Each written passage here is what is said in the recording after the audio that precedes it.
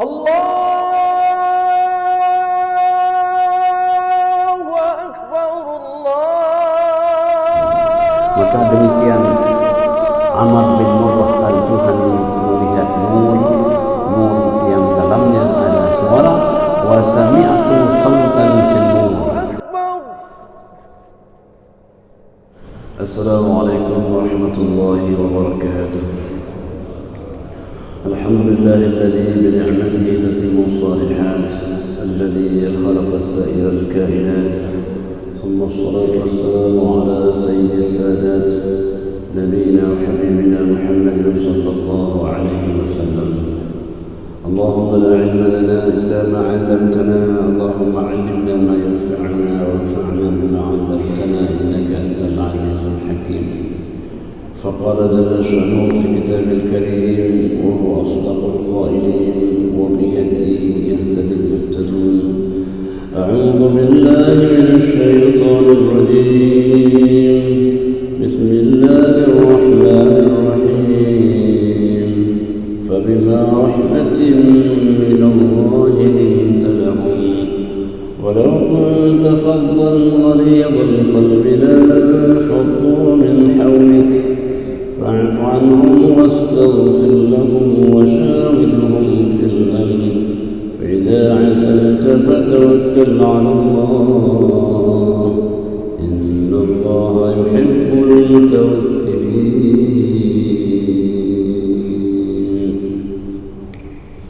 Alhamdulillah, tiada kata yang paling indah, tiada mutiara yang paling berharga selain kita bersyukur. Syukur akan nikmat Allah Subhanahu wa taala, nikmatul ijad dan nikmatul imdad. Allah telah menghadirkan kita dalam dunia ini sebelumnya kita tidak ada. Allah yang telah memberikan kita nikmat yang tidak pernah habis-habisnya sebagai sarana agar kita semakin dekat kepada Allah. Salawat dan salam sama-sama kita sampaikan kepada junjungan alam baginda Rasulullah sallallahu alaihi wasallam, Sayyidul Awwalin wal Akhirin, Imamul Muttaqin.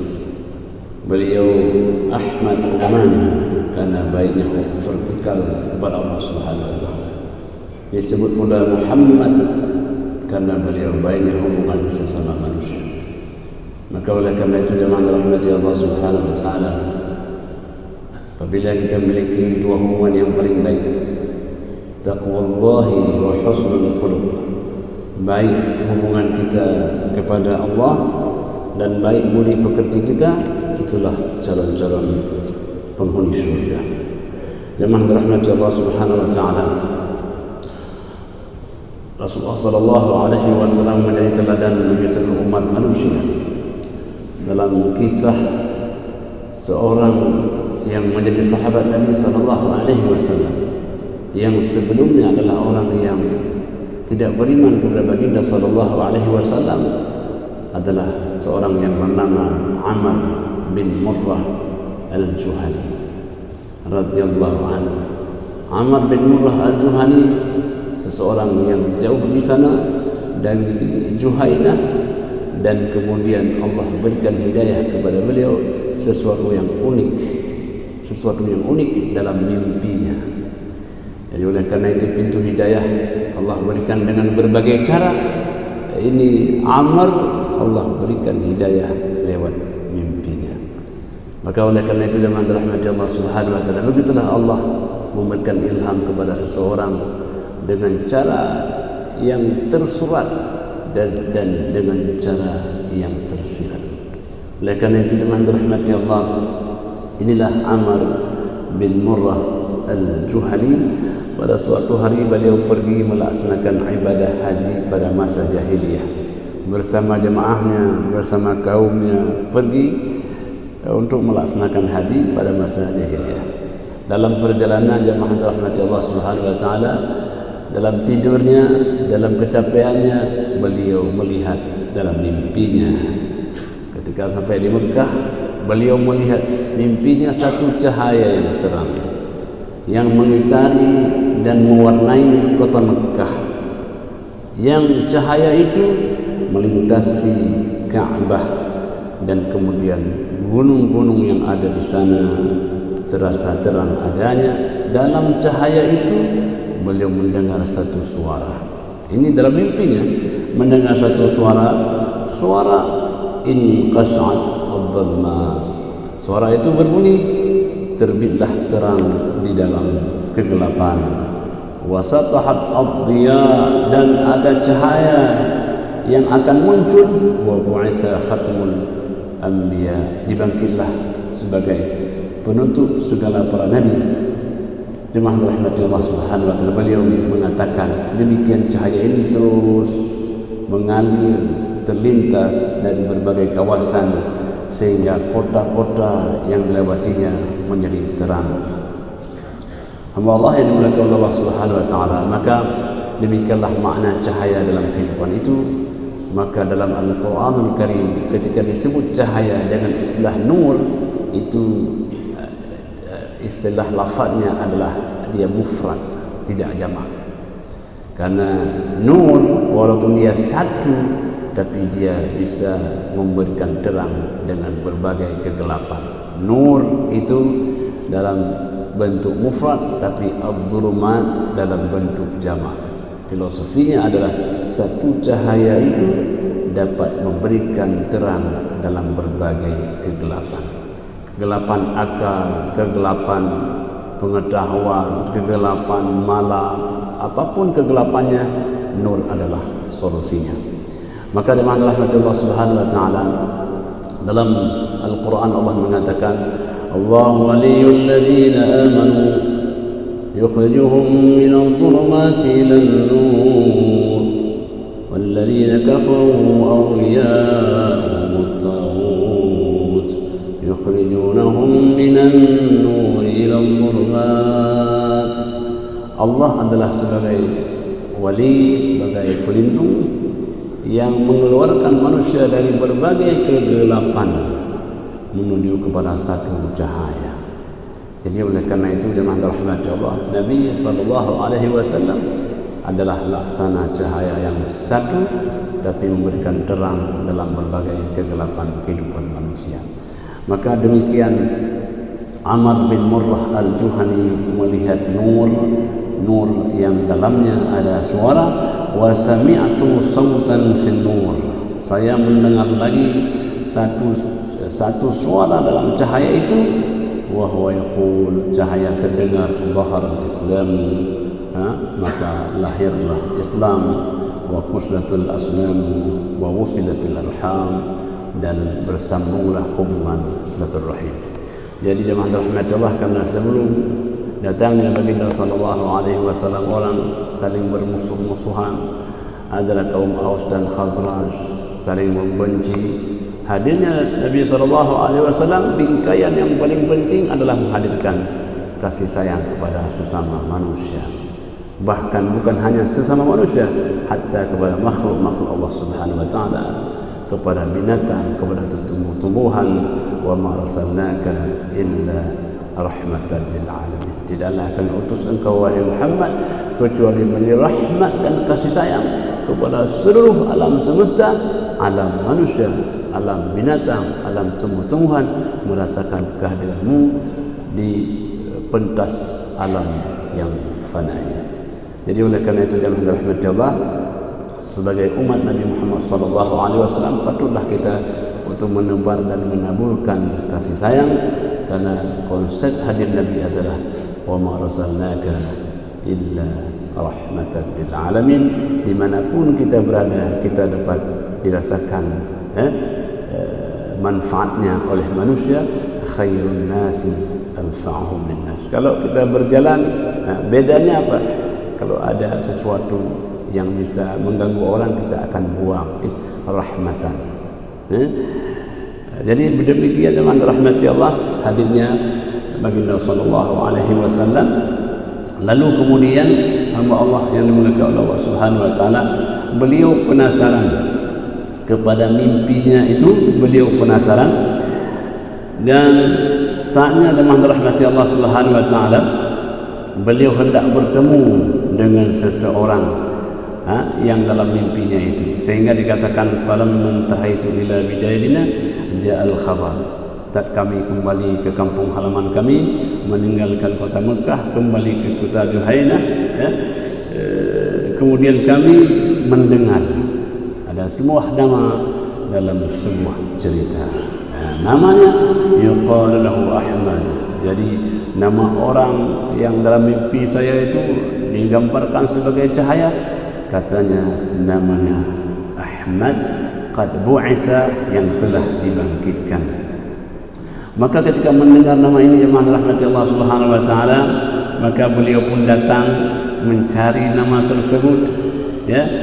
Kemudian jemaah rahmati Allah, maka ketika bertemu dengan baginda sallallahu alaihi wasallam, faqal, maka Nabi mengatakan, ya Amr bin Murrah. Seakan-akan Nabi sallallahu alaihi wasallam telah mengenalnya, padahal Nabi tak pernah melihatnya. Begitulah, ya, hubungan Nabi dengan manusia. Beliau mengatakan, ya Amr bin Murrah, wahai Amr bin Murrah, ana nabiyyu mursal, sayalah Nabi yang diutuskan oleh Allah Subhanahu wa taala ilal ibadi kaffatan, kepada seluruh umat manusia, kepada seluruh hamba-hambanya. Ya, jadi rupanya kita mengenal orang, menyebut nama orang, itu bentuk kasih sayang orang. Masya Allah, dia tahu nama saya, ya, Masya Allah. Jadi itu salah satunya.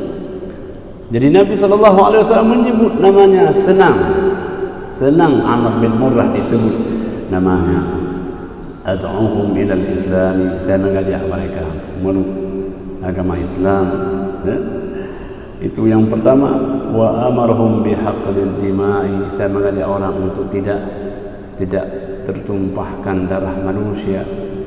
Itu yang kedua, orang bisa bahagia, bisa selamat, bisa tentera, sama-sama hidup bersaudara, menjadi hamba Allah, beribadah kepadanya. Nah, ini yang kedua. Yang ketiga, wasilatul arham, sambungkan hubungan silaturahmi.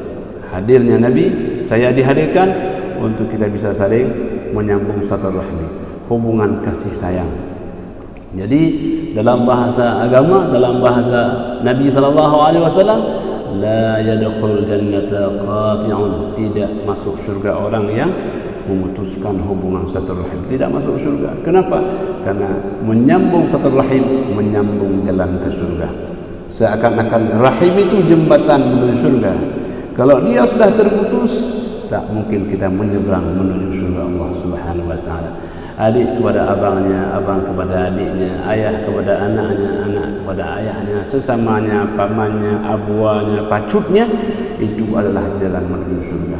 Jadi Nabi mengatakan, ya, laisal wasil bil mukafi, bukanlah menyambung itu saling mengunjungi, tapi menyambung itu adalah antasila man qata'a, engkau sambung kembali jembatan putus. Sudah lama tak bersua, lama tak berbicara, mungkin tak apa masalahnya, engkaulah yang datang untuk menyambung kembali jembatan yang sudah putus itu. Ada orang yang sampai meninggal tak ngomong lagi dengan saudaranya. Ada malah mengatakan mati dia, saya enggak datang, mati saya juga enggak usah datang. Ada yang sampai seperti itu. Bagaimana kita hendak sampai ke surga kalau jembatannya sudah kita rusak sejak dalam alam dunia? Maka oleh karena itu jemaah rahmat, itu senalah Nabi mengatakan, saya diutus wasilatul arham, untuk menyambung hubungan silaturahim. Ya, itu. Kemudian apa lagi berikutnya? Wa ibadatillahi wahdahu, beribadah kepada Allah. Jadi membangun akhlak yang mulia. Kemudian berikutnya, ya, baru beribadah kepada Allah Subhanahu wa taala. Jadi orang yang baik ibadahnya tercermin baik hubungan silaturahimnya. Orang yang baik hubungan vertikal kepada Allah, nampak dia baik pula dalam kehidupan sosialnya. Jadi itu gambarannya. Jemaah rahmati Allah Subhanahu wa taala. Wa rufidatil asnami wa bihajjil baiti wa siyami syahr Ramadan, baru kemudian ibadah-ibadah, melaksanakan ibadah haji, melaksanakan puasa pada bulan Ramadan. Syahrun misnata asyra syahran, 1 dari 12 bulan. Jadi memang dalam hidup kita satu bulan berpuasa untuk 11 bulan yang lainnya. Seakan-akan ibadah yang satu bulan itu menjadi pendidikan agar kita amalkan pada 11 bulan lainnya. Makanya puasa Ramadan satu hari nilainya adalah 10 ya.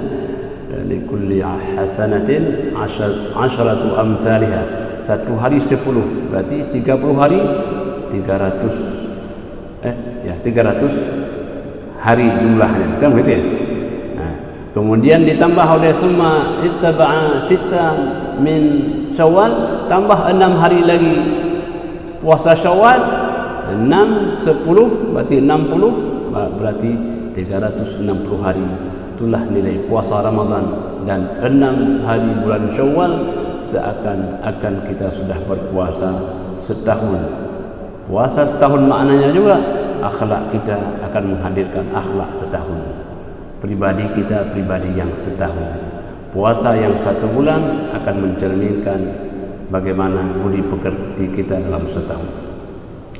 Jadi jemaah rahmati Allah, Nabi mengatakan faman ajaba falahul jannah. Orang yang menerima ajakan ini maka balasannya adalah surga. Jadi itulah teori reward and punishment. Jadi setiap kebaikan ada balasan, setiap kejahatan ada juga hukuman. Demikian Allah berikan ganjaran kepada kita, memberikan motivasi sejak dalam dunia, apalagi ketika kembali kepada Allah Subhanahu wa taala. Faman ya'mal mithqala dzarratin khairan yarah wa man ya'mal mithqala dzarratin syarran yarah. Sedikit kebaikan sekecil sebiji sawi pun kita amalkan, kita akan nampak kebaikan itu diberikan balasan. Sebaliknya satu kejahatan sekecil apapun juga orang akan merasakan akibatnya. Wa man 'asa, orang yang bermaksiat kepada Nabi sallallahu alaihi wasallam, falahun naru, maka balasan pula akan diberikan nerakanya. Fa amin ya Umar, ya Umar, hendaklah engkau beriman wahai Umar, yu'minukallahu min hauli jahannam, Allah akan memberikan engkau aman dari neraka jahanam. Jadi iman aman. Ya, orang yang beriman Allah berikan amannya dia dari segala kehidupan kesengsaraan. Maka jemaah rahmatullah, karena pintu hidayah telah Allah bukakan ke dalam hati Amr bin Murrah lewat mimpinya. Tak lama berproses Allah telah bukakan dadanya. Faqultu, maka saya mengucapkan asyhadu an la ilaha illallah wa annaka rasulullah. Jadi kata Ammar, saya bersaksi kepada Tuhan akan Allah, saya bersaksi engkau adalah utusan Allah. Amantu bima bikulli ma ji'ta bihi min halalin wa haramin, wahai Rasulullah, saya beriman apapun yang kau sampaikan, apa yang halal dan apa yang haram.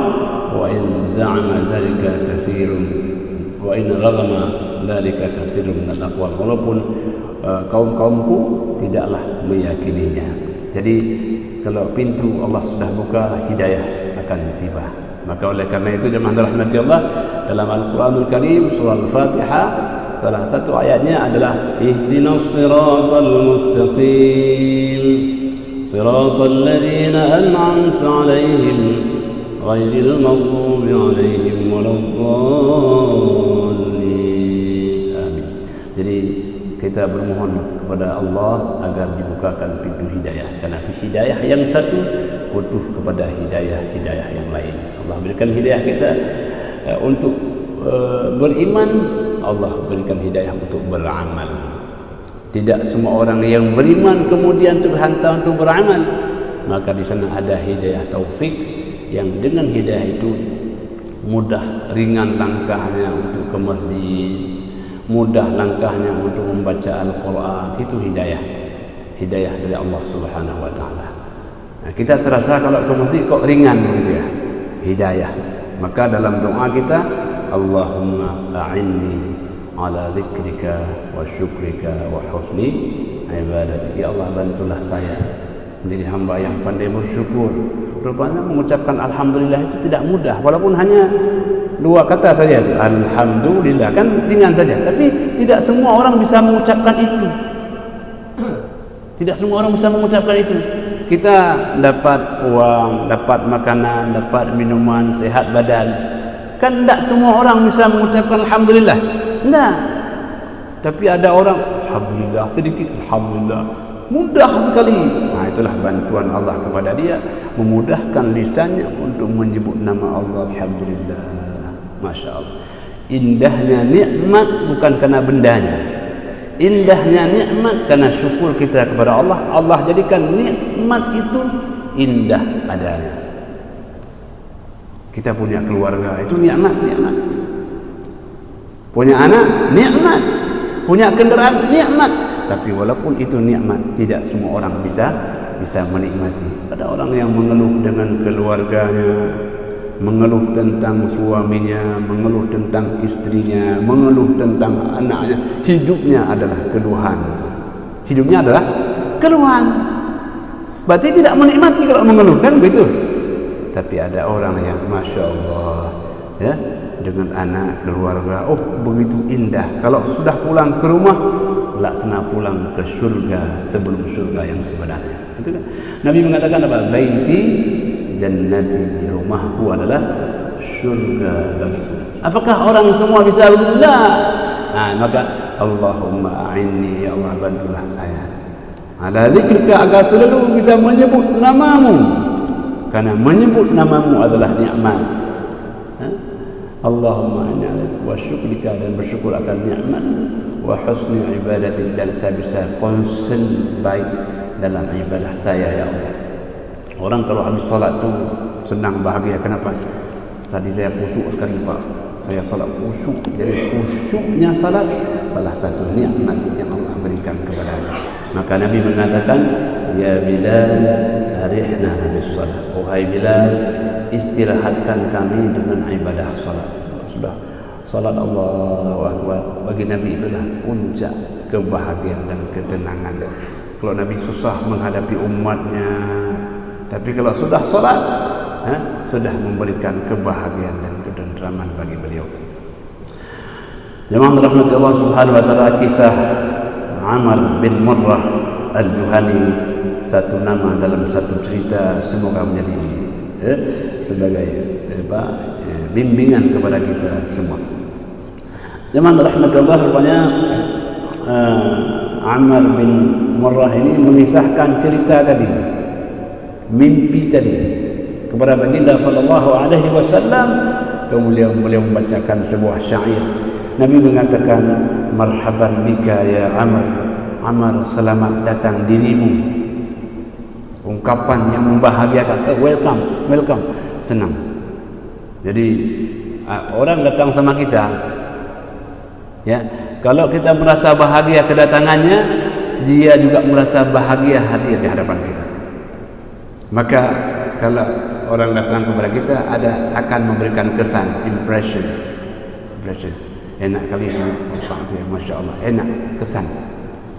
Hamba Allah yang dimuliakan Allah Subhanahu wa taala, maka oleh karena itu karena senang bahagia, ungkapan Nabi, marhaban bika ya Amr, selamat datang engkau hai Amr. Maka Umar, beliau serespon emosional yang mengatakan, bi abi anta wa ummi, ub'asu bi ila ab'is bi ila qaumi. Wahai Rasulullah, utuskan saya, jadikan saya utusanmu wahai Rasul, untuk mengajak kaum. Senang beliau, la'allallaha ayyamunna bi alaihim kama banna bika alayya. Semoga Allah membuka hidayah hati mereka dengan kedatanganku, sebagaimana aku terbuka hidayah dengan kedatanganmu wahai Rasulullah. Jadi begitu senangnya, bahagianya, ya. Jadi beliau meminta kepada Rasul agar Rasul menjadikan beliau sebagai utusan untuk kembali kepada kaumnya. Masya Allah. Jadi itu jemaah rahmat Allah. Maka sebelum kita meminta orang lain sesuatu, hadirkan dia bahagia, senang kepada kita, ya. Itu yang paling penting. Jadi kalau orang sudah senang sama kita, apapun, ya, apapun yang kita hantarkan kepadanya, dia juga akan menyenanginya. Maka dalam Al-Quran yang rahmatullah ada konsep nida, konsep panggilan, konsep komunikasi yang sebagaimana dipraktikkan oleh Nabi SAW, nabi-nabi sebelumnya. Ya bunay, inni ara fil manami anni azbahuk. Wahai anandaku, aku melihat dalam mimpimu aku menyembelih engkau, wahai Ismail. Jadi itu salah satu konsep komunikasi yang luar biasa. Maka jemaah rahmati Allah, ketika saya mengatakan begitu, faba'athani, Nabi sepakat untuk menjadikan Amr sebagai utusan untuk kembali kepada kaumnya, untuk mengajak kaumnya beriman kepada Allah dan Rasulnya. Faqala, Nabi berikan pesan. Maka jemaah rahmatullah, anak saudara kita ketika hendak musafir dalam perjalanan, tidak salah kalau kita berikan pesan-pesan kepadanya, pesan-pesan singkat, a short message. Dan pesan singkat itu lebih berkesan. Nah, nanti hati-hati jangan lupa sholat ya. Itu saja sudah luar biasa, pesan yang singkat. Apa pesan Nabi? Alaika bil-rifqi wa Amr, hendaklah engkau menjadi orang yang lembut. Itu pertama, hendaklah engkau menjadi orang yang lembut. Alaika bil-rifqi, haruslah engkau menjadi orang yang lembut. Nah, itu pertama. Yang kedua, wal qaulus sadid, dan berbicaralah ya sejujurnya. Yang kedua. Yang ketiga, wala takun faddan, janganlah engkau menjadi orang yang berkeras hati. Hatimu mudah berkesan, hatimu segera meneteskanmu air mata. Kamu bisa merasakan apa yang dapat dirasakan oleh orang lain. Bahagialah engkau dengan bahagia orang lain. Begitu Nabi pesan. Wala mutakabbiran, yang ketiga, jangan engkau berlaku sombong kepada orang lain. Sombong itu adalah sombong adalah yang pertama menolak kebenaran, yang kedua meremehkan insan manusia. Ya, al-kibru batul haqqi wa ghamtun nas. Kalau orang menghargai orang lain sekecil apapun orang itu, inilah orang yang tawadhu. Janganlah engkau menjadi orang mutakabbiran. Yang kelima, wala hasudan, janganlah engkau menjadi orang yang iri hati, dengki kepada nikmat orang lain. Kita kalau ada teman kita beli mobil, apa kita bilang?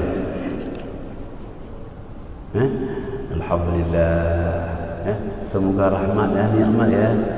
Bisa enggak bahasa alhamdulillah itu yang kita ucapkan pada mulut sampai ke hati? Enak kali dia ada mobil. Mungkin di mulut alhamdulillah, tapi di hati saya kok enggak punya ya. Jadi saya kon enggak punya ya. Nah, itu yang tidak ikhlas alhamdulillah tadi.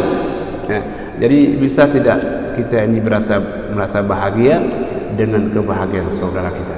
Sehingga apapun nikmat yang Allah berikan kepadanya, dia sering ceritakan kepada kita, aku sudah beli rumah satu. Alhamdulillah, masya Allah, beli rumah semoga. Jadi dia senang menceritakan kepada kita. Tapi kalau orang iri hati, orang dengki, itu tidak senang mendengar nikmat yang Allah berikan kepada orang. Alah, kamu mobil aja, orang lebih dari itu. Nah, kan merasa tidak senangnya nampak. Jadi jemaah rahmati Allah. Jadi pesan Nabi ya itu pertama menjadi orang yang lembut, yang kedua berkatalah dengan kejujurannya, yang ketiga janganlah engkau berkeras hati, yang keempat janganlah orang yang takabur sombong, dan yang kelima janganlah engkau menjadi orang yang iri hati. Ini 5 konsep ini menjadi untayan mutiara hikmah sebelum pulang ke kampung halamannya. Anak-anak kita mau pergi, mau berangkat, musafir, apa untayan hikmah yang kita berikan kepada dia, yang catatan ada dalam hatinya. Itu sampai pun kemana dia bilang, saya ada pesan ayah saya harus melaksanakan sholat. Umpama itu pesan-pesan yang luar biasa. Jemaah rahmati Allah, sampai pada titik inilah kita berhenti dulu. Untian hikmah ini semoga yang Nabi sampaikan kepada Ammar itu juga bermakna Nabi sampaikan kepada kita semua. Memang ini mukhatabnya Ammar, tapi sebenarnya ini pesan kita semua menjadi akhlak yang baik. Kita tidak meninggalkan harta, tapi yang kita tinggalkan akhlak yang mulia. Walaupun badan kita sudah termakan tanah, tapi budi baik pasti akan dikenang jua. Jadi budi baik kita, akhlak budi berarti kita, walaupun kita sudah tidak ada, tapi akhlak kita pasti akan merekaman kesan bagi orang lain. Walau sudah berpisah secara badan, tapi jiwa kita berinteraksi dengan orang lain karena kebaikan-kebaikan kita. Demikian apa yang dapat kami sampaikan. Hanya kepada Allah sajalah kita akan kembali, dan semoga Allah memberikan kita kemudahan dalam beribadah dan dalam bermuamalah, menjadi fid dunya hasanah wa fil akhirati hasanah wa qina adzabannar. Hadanallahu wa iyyakum ajma'in. Wassalamualaikum warahmatullahi wabarakatuh.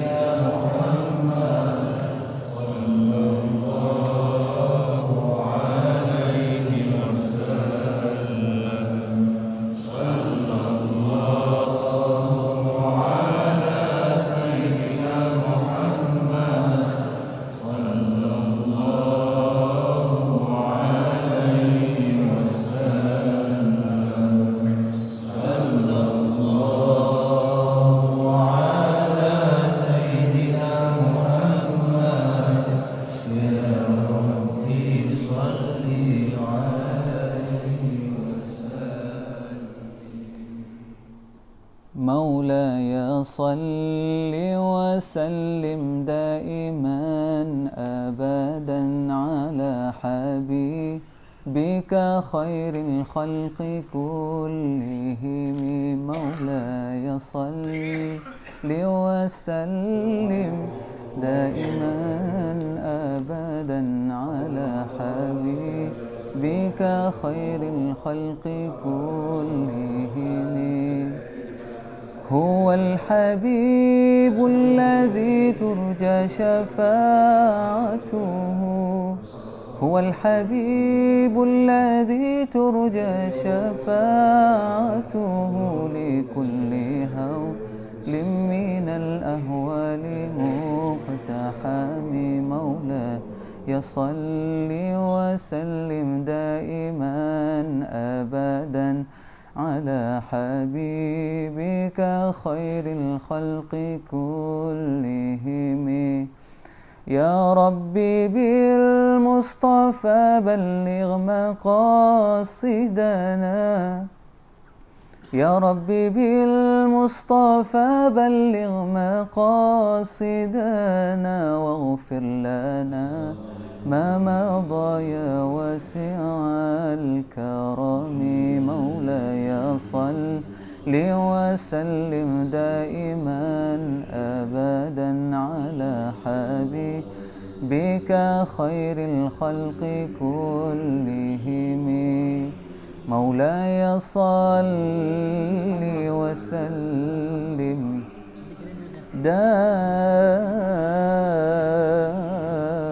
دائما أبدا. مولاي صل وسلم دائما أبدا على حبيبك خير الخلق كلهم. مولاي صل وسلم دائما أبدا على حبيبك خير الخلق كلهم. هو الحبيب الذي ترجى شفاعته، هو الحبيب الذي ترجى شفاعته لكل هول من الأهوال مقتحم. مقتحم مولاي صل وسلم دائما أبدا على حبيبك خير الخلق كلهم. يا ربي بالمصطفى بلغ مقاصدنا، يا ربي بالمصطفى بلغ مقاصدنا، واغفر لنا ما مضى يا واسع الكرم. مولاي صل وسلم دائما أبدا على حبيبك خير الخلق كلهم. مولاي صل وسلم دائما أبدا. مولاي صل وسلم دائما أبدا على حبيبك خير الخلق كلهم. مولاي صل وسلم دائما أبدا على حبيبك خير الخلق كلهم. هو الحبيب الذي ترجى شفاعته، هو الحبيب الذي ترجى شفاعته لكل هول من الأهوال مقتحم. مولاي صل وسلم دائما أبدا على حبيبك خير الخلق كلهم. يا ربي بالمصطفى بلغ مقاصدنا، يا ربي بالمصطفى بلغ مقاصدنا، واغفر لنا ما مضى يا واسع الكرم.